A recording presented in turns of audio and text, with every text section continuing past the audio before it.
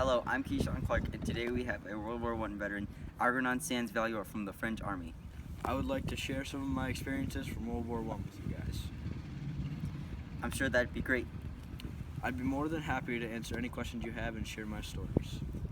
Give us a little insight at some of the horrible things that happen in the trenches. Well, the conditions of the trenches were absolutely terrible, and it was difficult and horrible to live in a trench for a long period of time, and we were constantly under fire, and many of our soldiers were killed by snipers and machine guns in the early days.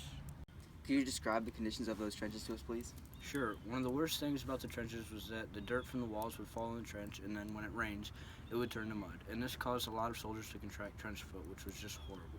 Then there were the rats. There had to be millions of rats in those trenches, and lice and disease. There were so many diseases that spread so easily because it was either stay in the trench and get a disease or go out and get gunned down before a minute passes. Did any of these things affect you or people close to you? And if so, could you tell us a story or two about them? It did affect the people around me, but luckily not me too much. I never contracted trench foot or any major disease because of the trenches, but I wouldn't mind sharing a story about my brother. I was 22 and he was 20 when we were drafted. We both ended up together. We were in a trench about 100 yards long, but we had been there for months. And he had gotten trench foot. He didn't tell me or anyone before it was too late. His foot was basically useless, and he was showing signs of trench foot on his other foot.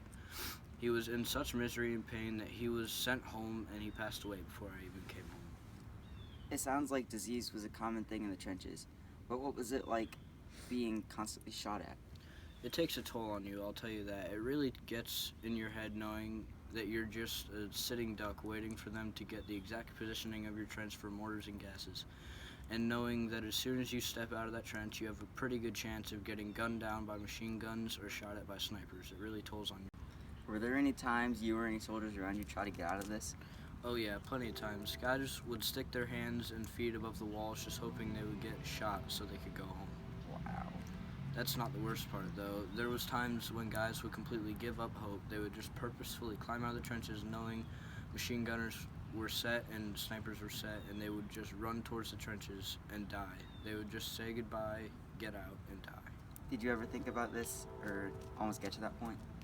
Yes, I think every soldier, French or German, thought that that would be better than the trenches at some point or another. You said you were drafted, right? Yes. So you didn't get a choice, correct? Yeah, you're correct. I had no choice. I was drafted, and that was that. So my next question and my last is, you had a choice and you didn't know what it was like at all. Would you have done it? Honestly, I think I would. It was seen as such an honor to serve your country. I would have done it for the fact that I helped my country in its time of need. For any other reason than that, no, I wouldn't have. And just because I'm curious, are rats as big of a problem as they are said to be? Trenches were different all over, and there were times when we'd sit in a trench for close to a year, and when we sat in them for that long, you see things, and rats were terrifying. There were times we saw rats close to the size of house cats. It was honestly disgusting. That's all the questions I have for you. Thank you for your time. It was my pleasure.